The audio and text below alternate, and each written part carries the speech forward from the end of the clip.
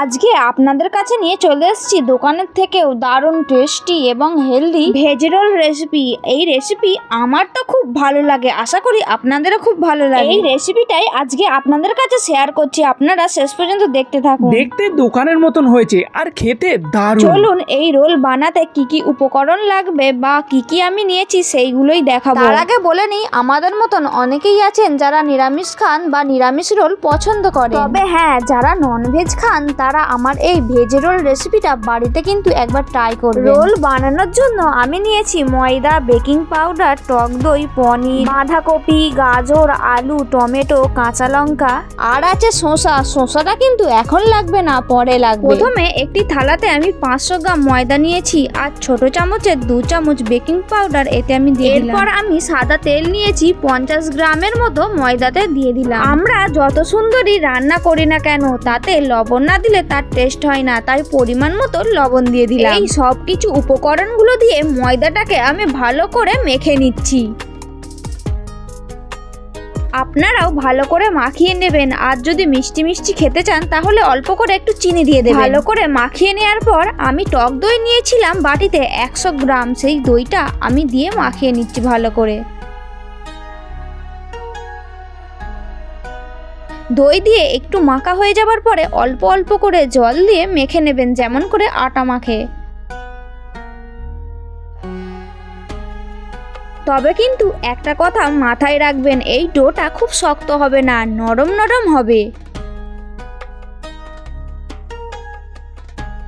এই ময়দার ডোটা মাখানো হয়ে যাওয়ার পরে আমি অল্প করে সাদা তেল দিয়ে ভালো করে মাখিয়ে নিচ্ছি। আপনারাও এরকম করে মাখিয়ে নেবেন। ময়দাটা মাখানোই মেন। আমি যেভাবে ময়দা মাখানো দেখালাম এরকম করে যদি আপনারা মাখান তাহলে দেখবেন রুটিটা খুব সুন্দর হবে আর নরমও হবে একটু চাপা দিয়ে রেখে দিলে। আর যেই সবজিগুলো আগে দেখিয়েছিলাম সেইগুলোর খোলা আমি ছাড়িয়ে নিয়েছি, আর খোলা ছাড়ানো দেখাচ্ছি না। প্রথমেই আমি গাজর নিয়েছি, এই গাজরগুলোকে সুন্দর করে কুচি কুচি করে বানিয়ে নিচ্ছি।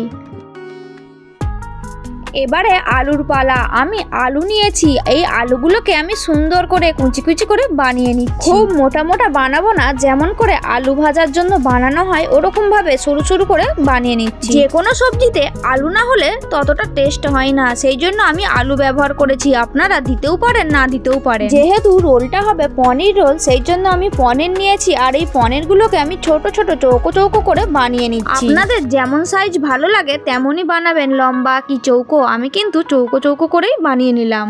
এরপর নিয়েছি বাঁধাকপি। বাঁধাকপিটাকে আমি ছোট ছোট সরু সরু করে বানিয়ে নিচ্ছি। সব সবজি আমি এরকম কুচি কুচি করে বানিয়ে নিয়েছি, রেডি হয়ে গেছে। এবার আমি ওভেনটা জ্বেলে দিচ্ছি। এবার কড়াটা ওভেনে বসিয়ে পরিষ্কার করে নিলাম। আপনারা ভাবছেন কড়া কি পরিষ্কার ছিল না? ছিল, তবে তবুও একবার মুছে নিলাম। আমি যেহেতু সবজিটা সরষের তেলে বানাবো সেই জন্য কড়াতে সরষের তেল দিয়ে দিলাম। তেলটা গরম হয়ে যাওয়ার পরে কড়াতে গাজর আলু দিয়ে দিলাম। গাজর আলু একটু বাদামি করে ভালো করে ভেজে নিয়ে তারপর সেই বাঁধাকপি কুচোনা ছিল সেইগুলো দিয়ে দিচ্ছি।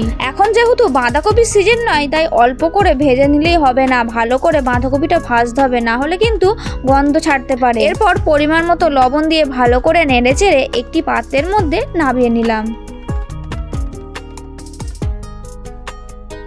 এখন আপাতত সবজিগুলো ভাজা হলো, এখানেই শেষ নয়, এরপর কি হয় আপনারা দেখতে থাকুন। এই ভাজাটাই এত সুন্দর লাগছে যেন মনে হচ্ছে এটা দিয়েই রোল হয়ে যাবে। এবারে একটা মশলা করব, তার জন্য নিয়েছি কাঁচা লঙ্কা, টমেটো কুচি আর আদা কুচি। এইগুলো সব মিক্সার জারের মধ্যে ভরে পেস্ট করে নিচ্ছি। এই দেখুন মশলা কিন্তু আমাদের বাটা হয়ে গেছে, আপনারা চাইলে শিলেও বেটে নিতে পারেন। সবজির জন্য এবারে মশলা হবে। আবার কড়া ওভেনে বসিয়ে তেল দিয়ে দিয়েছি, তারপর কড়া গরম করে শুকনো লঙ্কা, 2টো তেজপাতা, অল্প পরিমাণে 5 ফোড়ন, কারি পাতা তেলের মধ্যে দিয়ে দিলাম। কারি পাতা যে কোনো সবজিতে দিলে সেই সবজির টেস্টটা কিন্তু খুব সুন্দর হয়, আর আপনারা চাইলে এই সবজিতে হিংও ব্যবহার করতে পারেন। এইগুলো সব ভাজা হয়ে যাবার পরে সেই পনিরগুলো বানিয়ে রেখেছিলাম সেইগুলো কড়াতে দিয়ে আমি হালকা করে ভেজে নিচ্ছি। কড়া করে লাল লাল করে ভাজার দরকার নেই, হালকা করে ভেজে নেবেন, না হলে কিন্তু পনিরগুলো শক্ত শক্ত হয়ে যাবে। কড়ার মধ্যে এবার আমি গুঁড়ো মশলা দেব। কি কি গুঁড়ো মশলা ব্যবহার করছি আপনারা ভালো করে দেখে নিন। প্রথমে দিচ্ছি পরিমাণ মতো হলুদ গুঁড়ো, গুঁড়ো, পরিমাণ মতো জিরে গুঁড়ো, ধনে গুঁড়ো,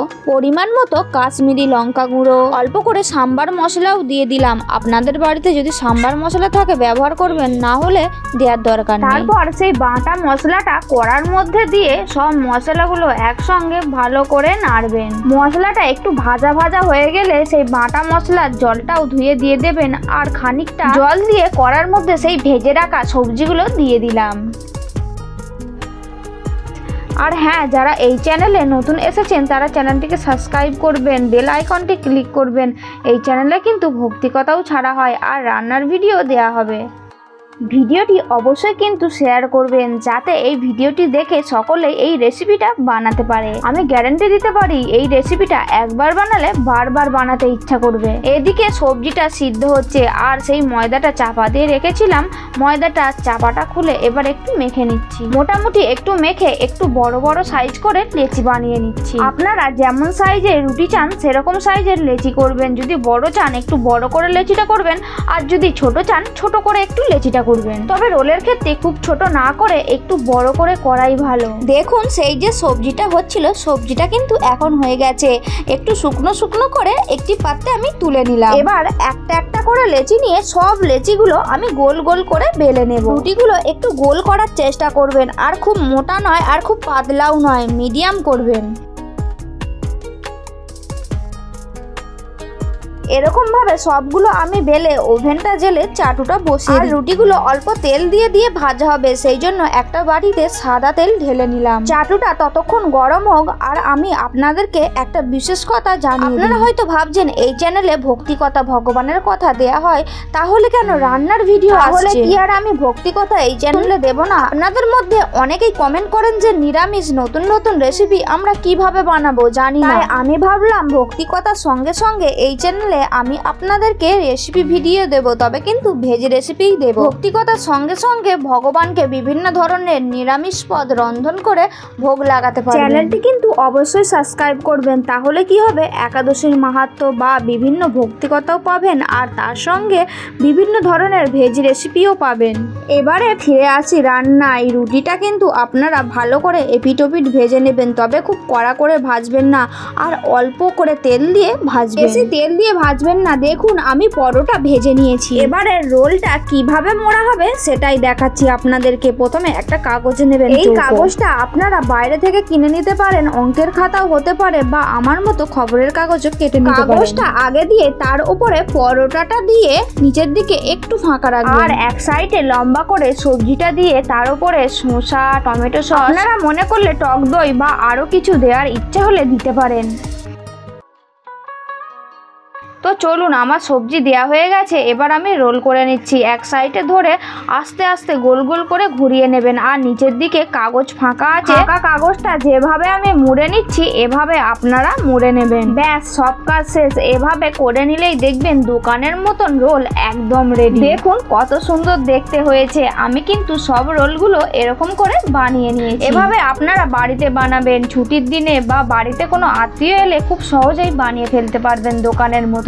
রোল খেতে আমার তো খুব ভালো লাগে। আপনাদের কেমন লাগে অবশ্যই কিন্তু কমেন্টে জানাতে ভুলবেন না। এতক্ষণ ধরে রেসিপি ভিডিওটি দেখতে দেখতে হয়তো ভিডিওটি একটি লাইক আর চ্যানেলটি সাবস্ক্রাইব করেই দিয়েছেন। এখনো না করে থাকলে করে দিন।